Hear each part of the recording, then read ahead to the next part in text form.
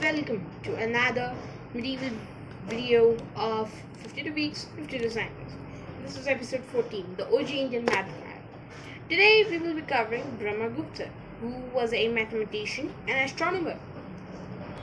He composed the Brahmagupta Siddhant, or the correctly established doctrine of Brahma.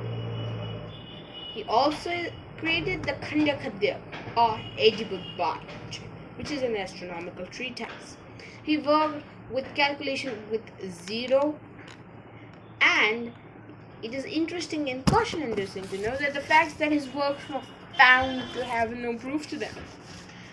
This might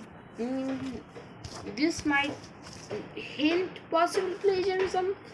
Nothing is proved. Brahmagupta claims to be born in the year 598 CE. Present-day Rajasthan in the archaic Gujarat Desa is purported to be where he was born or where he lived. He was a Shaivite Hindu or Shaiv, and he was part of the astronomical school of Brahmapaksh.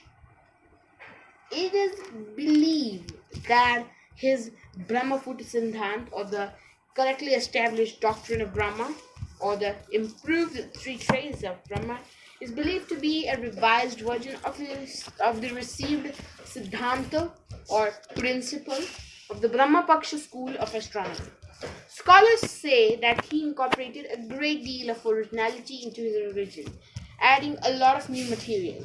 The book consists of 24 chapters with 1008 verses in the Arya meter.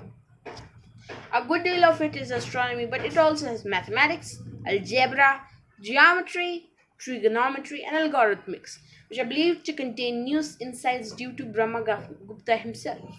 He later moved to Ujjain, Avanti, which was also a major center of astronomy in central India. At the age of 67, he composed his next well-known work, Khanda Khadyak, a practical manual of Indian astronomy in the Karan category, meant to be used by students. Brahmagupta died in the year 668 CE and is presumed to be dead in Ujjain. So he completed three treatises. The first he completed in the year 628 CE, Brahmagupta Siddhant. Then the Khanda Khadyak, which he completed in 665 CE, and as described in one manuscript, Grahanakarjanana. Brahmagupta's mathematical advances were carried on further by Bhaskar II, or Bhaskar Dvitiya, a lineal descendant in Ujjain, who describes Brahmagupta as the Ganaka Chakra Chudamani, the gem of the circle of mathematicians. Prithaduka Swamin wrote commentaries on both of his works, rendering difficult verses into a simplified, more illustrated form, probably for students. Laila and Bhattopat in the 8th and 9th centuries wrote commentaries on the Khanda Khadyak. Further commentators continued to be written right into the 12th century. A few decades after the death of Brahmagupta, Sindh came under the Arab Caliphate in 712 CE. Expeditions were sent into Gujarat, Al-Bailaman in Jors, as per Arab historians. The kingdom of Bilamal seems to have been inherited, but Ujjain repulsed the attacks. The court of Caliph Al-Mansur received an embassy, including an astrologer called Kanak, who brought astronomical texts, including those of Brahmagupta. Now, Muhammad al-Fazari translated Brahmagupta into Arabic. Muhammad al-Fazari was an astronomer in Al-Mansur's court who wrote under Sindhin and Arakhand. An immediate outcome was the spread of the decimal number system using his texts. Even to this day, children learn decimal systems in the schools. The mathematicians Al-Khwarizmi wrote something called the Al-Jama' wal-Tafriq bi-Hisal Hind, addition and subtraction in Indian arithmetic, if you translate it. And that became in Latin, so that becomes Algoritmo de Numerointum in the 13th century. And throughout this text, the decimal number system spread, and his algorithms have spread throughout the world. Al-Khwarizmi also wrote his own version of the Sindhi, drawing on Al-Fazari's version and incorporating Ptolemaic elements. Indian astronomical material circulated widely for centuries, even passing into medieval texts. George Soughton called Brahmagupta one of the greatest scientists of his race and the greatest of his time. Now, Brahmagupta gave the solution of the general linear equation in the chapter 18 of the Brahmagupta Siddhanta.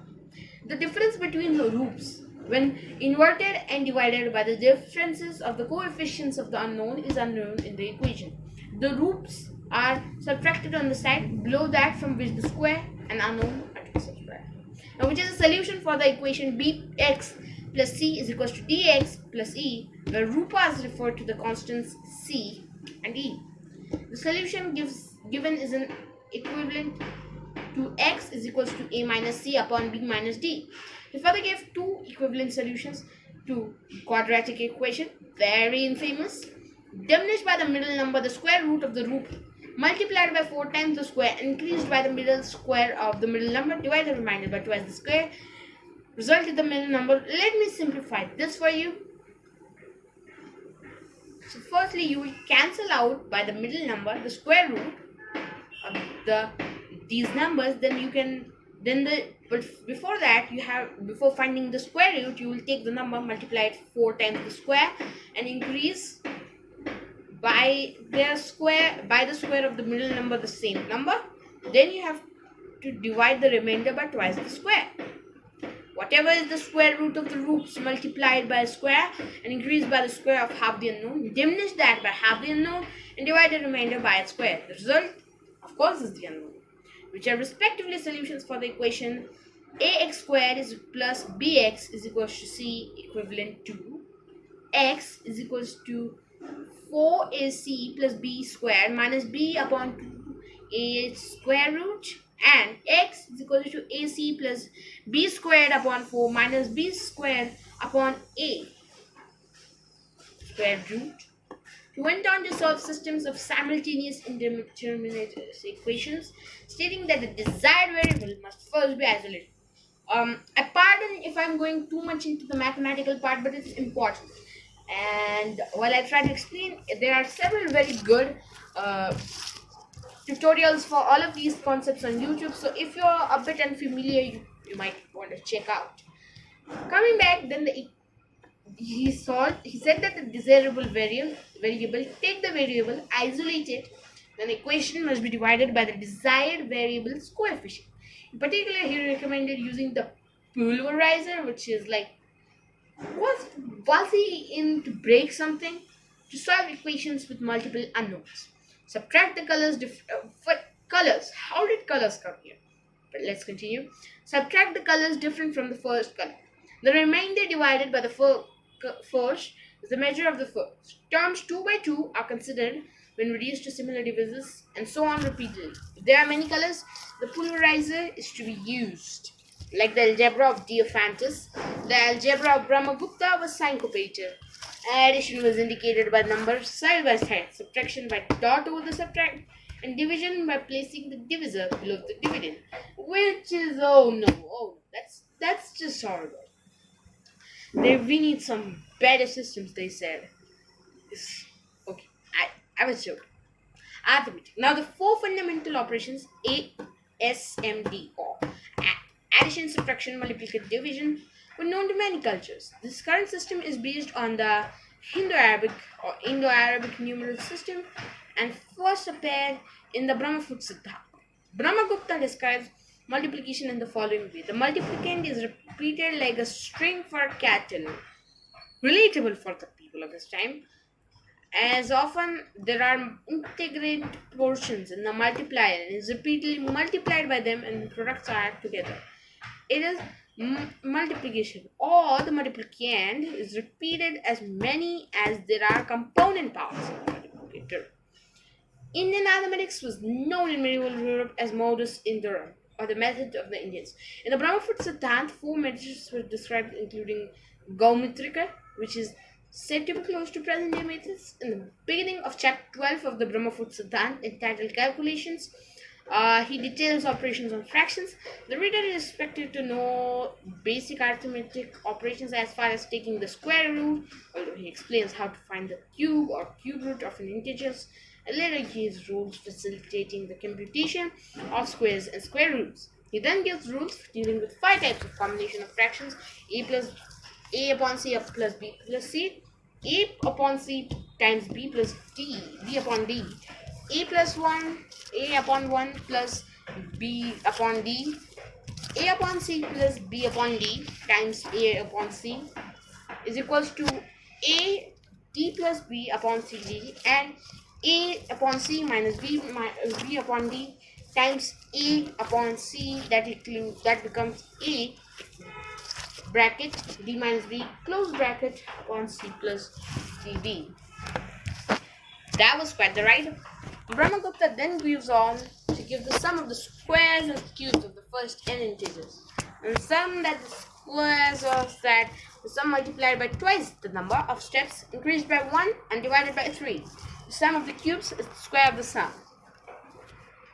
He says n at bracket n plus 1, 2 bracket 2n plus 1 upon 6, and the sum of the cubes of the first n natural numbers. Brahmagupta's Brahmafut Siddhant gives us how to do with 0. The sum of two positives is positive, of two negatives, negatives of a positive and negative, the sum is the difference. If they are equal, it is 0. The sum of a negative and 0 is negative, that of a positive and 0 positive, and that of two zeros, zeros. These are things you might have learned in school, right? A negative minus 0 is negative, positive minus 0 is positive, 0 minus 0 is 0. When a positive is subtracted from a negative or a negative from a positive, then it is to be added. It goes on to describe multiplication. The product of a negative and positive is negative, of two negatives positive, and of positives positives. The product of 0 and a negative, of 0 and of a positive, or of two zeros is 0, right? But these are like the normal things that we actually do right now. But his description of division by zeros differs from how we understand it. A positive divided by positive, a negative divided by positive is positive, a 0 divided by 0 is 0, a positive divided by negative is negative, and negative divided by positive is also negative. A negative or positive divided by 0 that has 0 as its divisor, a 0 divided by negative or positive that has negative or positive as its divisor. The square of a negative or of a positive is positive. The square of 0 is 0. That of which the square is its square root. Ooh, that's quite the thing. Anyways, there was also the Diophantine analysis, but I won't go into it. It's basically the Pythagorean triplets, Pell's equations, the Brahmagupta formula to find cyclic quadrilaterals, triangles, the Brahmagupta's theorem, measurements and constructions, trigonometry including sine tables, and in astronomy things like conjunctions, and all that brings us to the final part. Who was Brahmagupta as we know him? Well, you might have changed a lot of opinions about him, but he still is one of the biggest figures in Indian science, and there are a lot of shortcomings that he might have. We still can say that Brahmagupta was important for Indian subcontinent. Like, just look at it. There's a lot of things that I have mentioned that you might be like, well, we do this in our daily lives now, right? So this comes together, and that is, my friends, the conclusion for Brahmagupta. Brahmagupta was incredibly good to cover, and if you like to, please support us by subscribing to the channel or putting a like about there. Also, remember to hit the like button, comment, share, and we will come tomorrow with somebody who actually followed Brahmagupta. Yes and no, I'm talking about Al-Khwarizmi.